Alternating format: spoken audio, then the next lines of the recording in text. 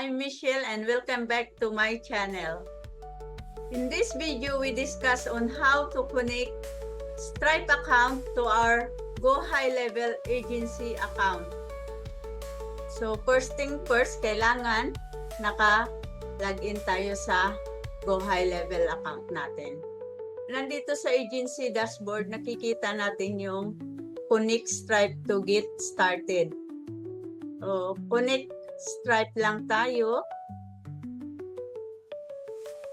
Then, kailangan naka-login na tayo sa Stripe natin. So, pag connect natin, mag-o-automatic na siya. So, click lang natin, connect to your Stripe account. Pili lang tayo kung saang Stripe account natin i-connect. Then, click connect.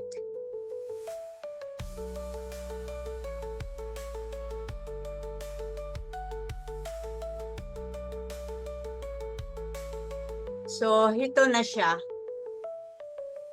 Nakakonek na yung Stripe account natin. I hope you enjoy this video.